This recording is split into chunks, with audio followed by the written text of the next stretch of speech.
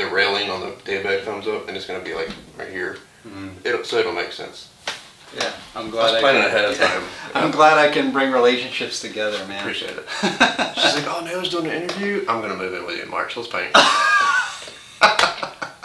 Nice. Yeah. See that score? Thanks for bringing us together. Yeah. This episode, I'm in High Point, North Carolina to get to know Mitchell with Mitchell's Lawn Care.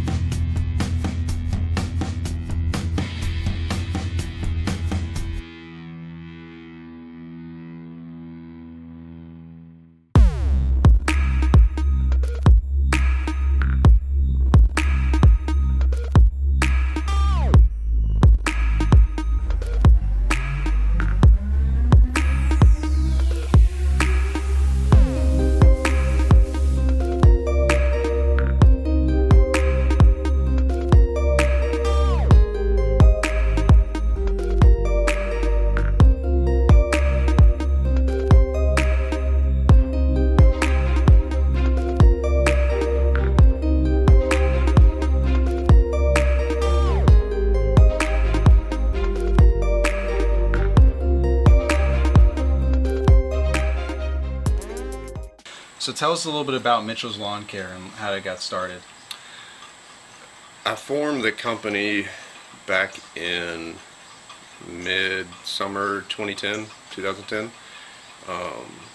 So about 8 years ago? Yeah, for the sole purpose of just getting some extra income. My main gig at the time and today is I'm a full-time state trooper with the North Carolina Highway Patrol. A lot of people don't know that. Yeah, that's awesome. So, newsflash to a lot of people that follow me. Well, thanks for your service. Appreciate it. And at the time, 2010, we're still, recession, recovering from this recession, and, money's tight, and I just wanted some extra, spending money to entertain with. And with my schedule with the patrol, it lended the opportunity and free time to do other stuff, and I just didn't want to sit around on my butt and not do anything. Right. So I capitalized on some experience with lawn care, from when I was a teenager, and working with another company briefly right out of college, and took what little knowledge I had and applied it to, I guess, the industry. And I had a little Craftsman riding mower, 6-foot trailer. I kind of had that startup. Yeah. Really small trailer. Similar story. A lot small of us, mower. Yeah. One weed eater, one blower. Yeah. And one thing led to another. Doing good work, making a good name for myself, focusing on my image, and cutting the right people's grass. And before you know it, we got this. We're where we are today. Yeah, that's. I mean, how long did it take for you to start assembling some sort of this? You know what I mean? Like when did you get rid of the Craftsman and upgrade to your first commercial mower? Like, how long did that take? All right, we started. I say we. That's we now. But then I started in 2010, and I had an old Craftsman mower. That first season, I did everything with my Craftsman mower. Towards the end of the season, I was like, this mower's not cutting it. It's taking forever. Right. Mowing these yards, and I was like, there's got to be a better way. I really didn't know anything about commercial mowers, right. So I just started doing some research and asking friends that I knew locally, and purchased the Hustler Trim Star, which is up in the front of the trailer that I still have today. It's your original. That was my first commercial mower, and we still use it. I mean, it's still on our trailer today, and it's a very vital piece of equipment. Yeah, walk behinds are very versatile. So great for hills. Yeah. But to answer your question, I mean, literally from 2010, we have evolved pretty much every year in a trailer that's not in the footage right now. That's behind us is probably it was the next stage for my 6-foot trailers, or 16-foot open trailer, that I used for the majority of our tenure.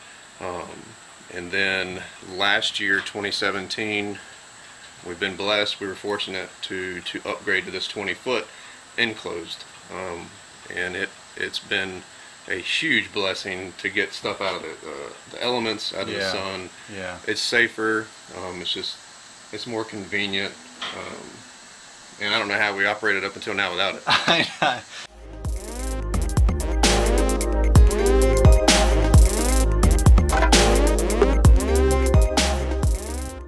So we're one of your HOAs, commercial residential type properties. Is that the majority of your accounts, or do you have like individual homeowner properties that you take care of too? The majority of our accounts are residentials, like the homes you may see behind us. Just individual homes where you pull up, take care of that. Yes. It's their responsibility to pay you versus a management company. Yes. Yeah, we've got a handful of commercial properties. And I would consider this, you know, the HOA being the residential slash commercial, since you're working for homeowners. Right. But our overwhelming majority of businesses or business is residential. That's our bread and butter. That's how we got started on. But we do have a small handful of commercial properties. So did that kind of just come by default? Like people were just contacting you, or did you like go after them for a specific reason? Like how'd you get into the commercial stuff? It came from doing our residential work, and it's amazing the contacts that you can make. You know, cutting yards for homeowners. Right. You know, these homeowners are business owners. Yeah, Yeah. they're homeowners, and you know, these homeowners are, you know, on HOA boards, and you know that you do work for them, and you know, you're building your reputation, your image with them, and they keep that on the back of their mind. And then when the opportunity presents itself, they're like, hey, I've got, you know, this guy that he does pretty good work for us. Let me reach out to him and see if he wants to handle it. And you know, we did the residential work for several years. And then an opportunity presented itself in 2016 to branch out and do bigger properties.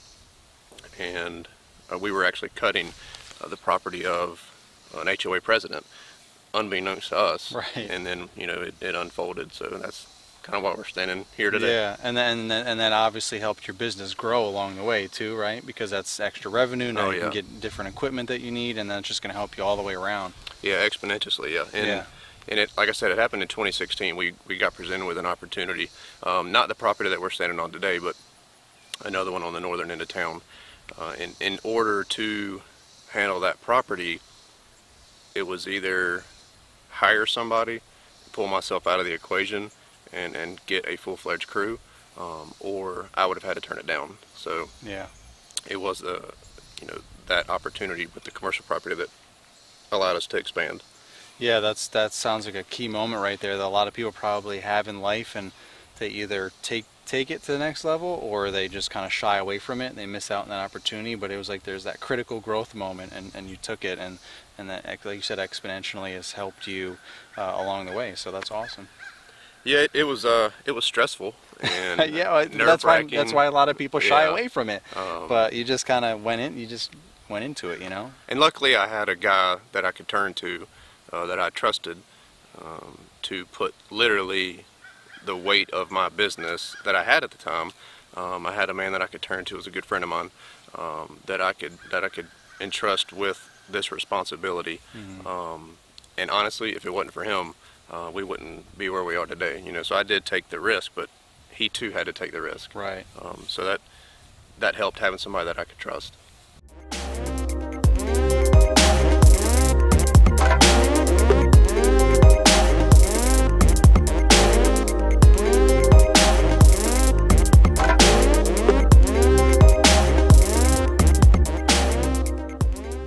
So this property right here is one of our office building commercial properties, and an example of one that we were able to get based on a residential deal. So again, we were doing work for a homeowner in a neighborhood, and they happened to own and operate out of this office building, and they were like, hey, we've got this office building, and go take a look at it, you know, see if there's anything that you can do with it, or if you'd be interested in it. I don't know what the deal was with the contractor that was here, but they either weren't happy with him or something, but brought us in and asked if we would be interested in it. And when we first got here, I mean, it's a beautiful location, it's on a main road, but just another prime example of, you know, you never know who you're doing work for and what's going to come of it. Yeah, word of mouth is critical, man, and obviously doing good work, like you said. If you weren't doing good work, then you would have never even got this opportunity. So Good work and word of mouth. Completely. Word of mouth is probably by far the best marketing tool ever. I mean, it beats door hangers, it beats business cards, it beats any kind of social media. Yeah. It's amazing. Like literally, I would say probably 85%, almost 90% of the stuff that we get is all word of mouth recommendations. So, wow.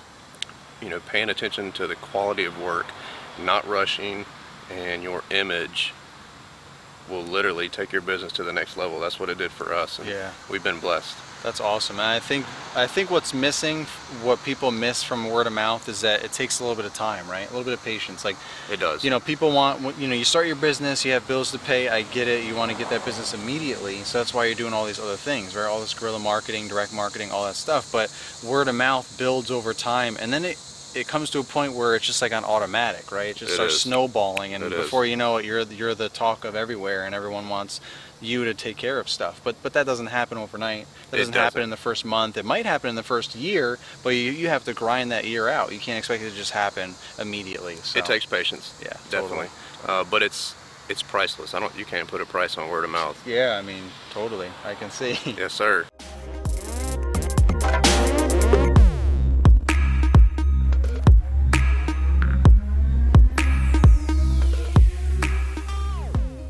So this is now like a second little business now for you? Like you sharpen other blades for other contractors or homeowners? What? Exactly. This is the Mag-O-Matic Mag 8000. We purchased this last year, actually at the GIE convention in Kentucky. And we had been looking at them before that, and actually weren't going to go to the expense of getting this one. We were going to get the Mag 9000, which is a little bit smaller. Getting the Mag 8000 opened up the opportunity to do this on a professional level. This motor is meant to be ran pretty much all day long, every day, whereas the Mag 9000 is not as big as this one. This one also has the opportunity to, the opportunity to sharpen not only straight blades. You can change the table right here. This is where the blade runs in and out. You can take this off and put another piece on it right here to where you can sharpen curved blades on different types. I can't think right now off the top of my head, but like the Exmark Navigators, they have curved blades. But anyway, like those yeah, they got the hump in it. Right. I have my Husqvarna mower has that. It's got like the little hump. So this has allowed us not only to sharpen our own blades, you know, on a consistent level, having nice 30-degree angle on the blade, which is an industry standard. It keeps everything somewhat nice and neat in here. It's got a vacuum system on it, and it also allows us to balance the blade with the Mag 1000 up here. And I hear it all the time on social media that, oh, you can just put a blade on a nail on a wall. Well, a nail doesn't find the exact center of a blade. If you think about it, with a hole, a nail would rest at the top. Well, that's not the exact center of a blade, so you're not going to get a true balance. But this finds the actual center of a blade, and I'll show you how it works. You put the blade on it like that, and it's got a magnet on the back, so you pull it back towards it, and then that's the true center of the blade, okay? So if the blade is truly balanced, it will hover dead even. So some guys don't even balance their blades. An important reason that we balance our blades, I explain it like the wheel and tire on a vehicle. You know, it's very important to balance the wheels on your car, or you get the vibration. Right. If you don't balance the blades on your mower, you get that same vibration. Well, that vibration's got to go somewhere. Yeah. You know, into your spindle, so it, you know, produces more wear and tear on your motor or on your mower than is necessary. So right. It's very, very, very important to balance your blades. But this has become a little side job for us. Yeah. Was that the initial intention of this? Like, did you intend when you got this to kind of do that? Or you just wanted like the best thing for your business, and then it evolved into other things? It's not a cheap piece of equipment at all. That's why I'm asking. So kind of head to head was, yes, I want to be able to service our blades at a professional level, and to have, you know, this in-house to where I don't have to wait on it. But I mean, literally, if there was two choices or two options: A, do it ourselves, and B, I can offer the service to other people. But they were neck and neck. So I did purchase it with it in mind to provide the service for homeowners and contractors in the area. So, a few of my neighbors have caught on to it, and we service their blades. So, and there's a few contractors locally that let us do it too. So it's working out. it is, so far so far. It hasn't paid for itself yet. Right, but it's getting there. But maybe in another year or two, at least there's a plan. It will pay for itself. There's a plan, yeah.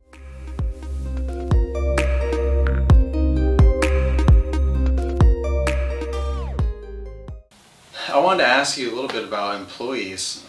So how long have you had employees? 2016 was when I hired a full-time employee.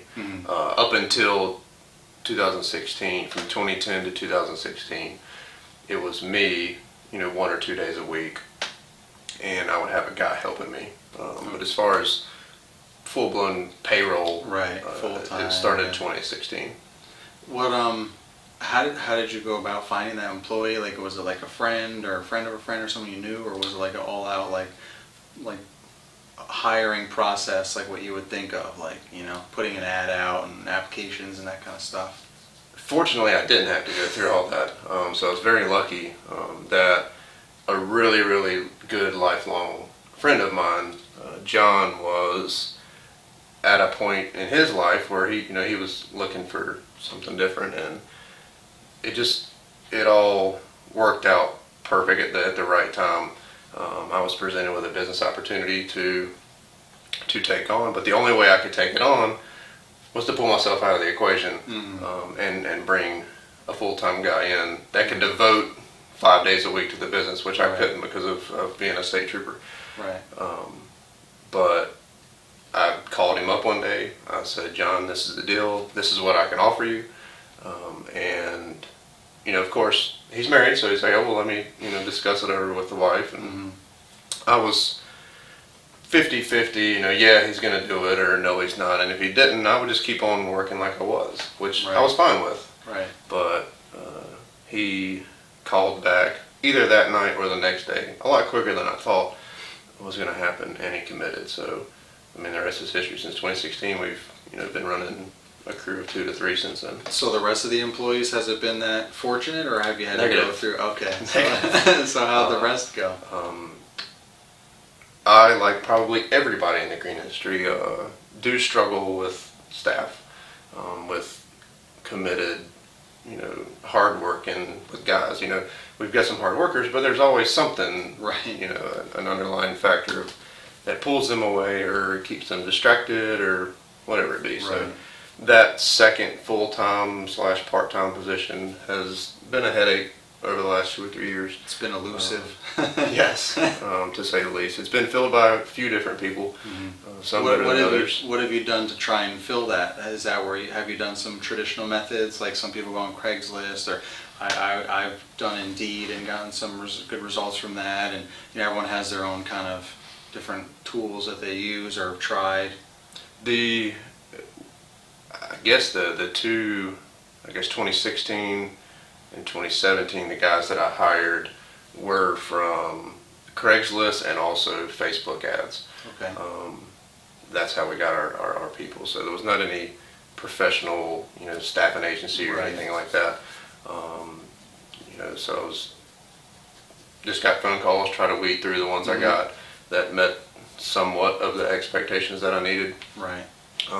And that's how we were able to fill that position. What's your end game for Mitchell's Lawn Care? Like, what is your future goals?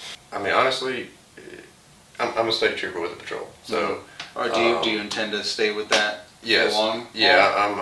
You're not trying to replace one or the other. I'm going to stay a state trooper until it's time to retire, just because of the benefits. Right. My time invested. I would be dumb if I left now with 12 years invested in the state retirement system. So I plan on staying and finishing that out. So I guess my end game, and I haven't really thought of that far in. I think about right here, right now. Right. What do I got to do to make it to the next day? What do I got to make it to the next week? Well, even just in the next 5 years, if you want. I'm kind of having the patrol as a life support, you know, too, Right. because that's what provides the roof over my head. Right.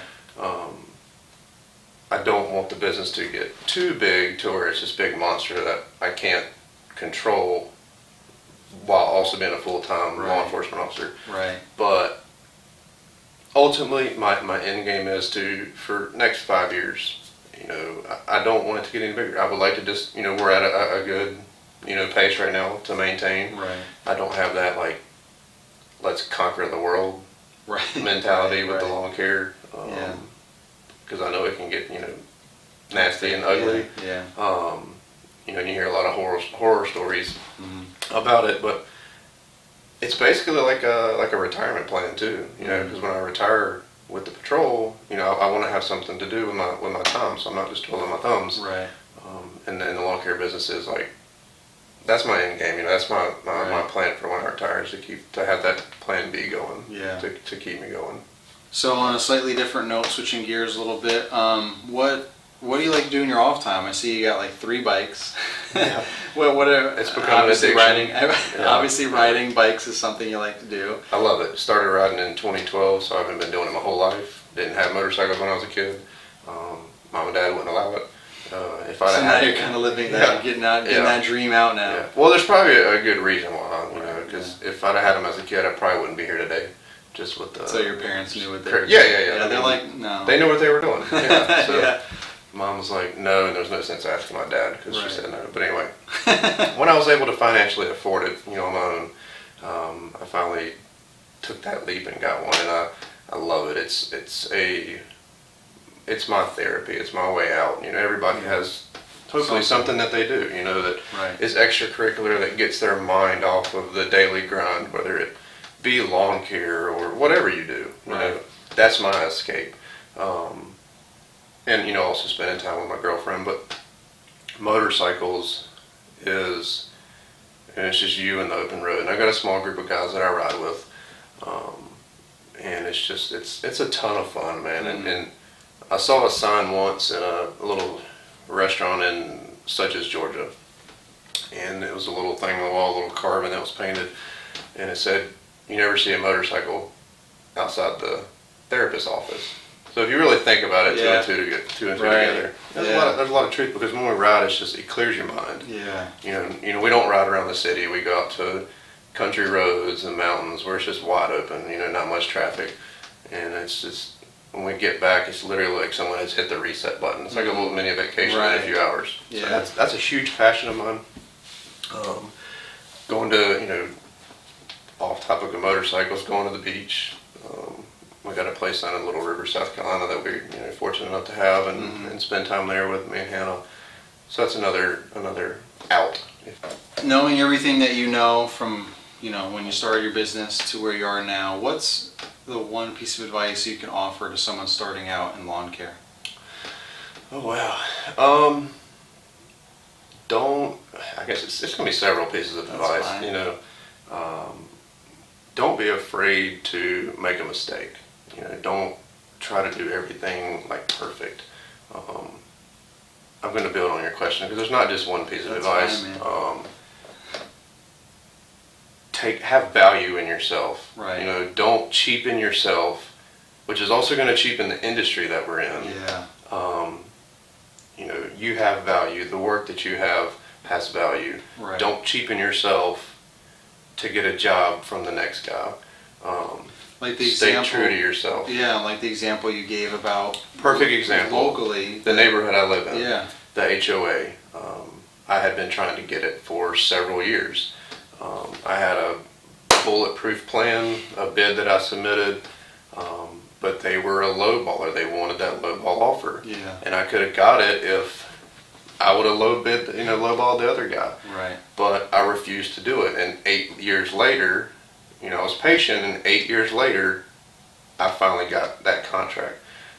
Because they realized they were getting what they were paying They were for, definitely but they getting wanted it. more than Yeah. that. They weren't satisfied with that, so Yeah. they ended up having to pay for quality. Mm-hmm. So, and in that time period, they went through, I think, 3 contractors in that 7 to 8 year time period. So, you know, value yourself, value your time, and don't hesitate to ask questions. You know, if you know anybody in the industry, local, call them. Social media, whatever. Is that what that's helped you? Like some local people along the way? Asking questions, yeah, because, you know, I started in 2010. I didn't start an Instagram page or any of that social media stuff until. I was still kind of new at that point. I'm still new to it. You know, a year and a half into it, but you know, I didn't have those forums and lawn care pages and all that stuff to people to lean on and things to read because I wasn't privy to it. It's all new to me, but I had guys locally that I would call, pick up the phone. Hey man, you know, I've got this property that, and at the time it was just houses. Right. You know, but a bigger property. You know, I'd be like, oh man, like, I don't even know where to go. You know, because I don't have a business degree. Right. You know, and I was just learning off the cuff. You know, learning from mistakes I made and stuff like that. But I would just ask questions. Yeah. Until now, I'm at a point where my phone's ringing and guys are calling. Hey, I've got this property, or hey, can you come over here and look at this with me? And that's very rewarding to know that, you know, I've made it to this level to where there's younger guys in the industry that are reaching out. So you now, right? But don't be afraid to ask questions. Instagram seems to be the best place to get a hold of you, right? Definitely. You've been making a strong presence with Instagram, and it's a lot of fun. Well, thanks for having me. Man. I appreciate it. Yes, sir. What is this called again? The world's largest chest of drawers.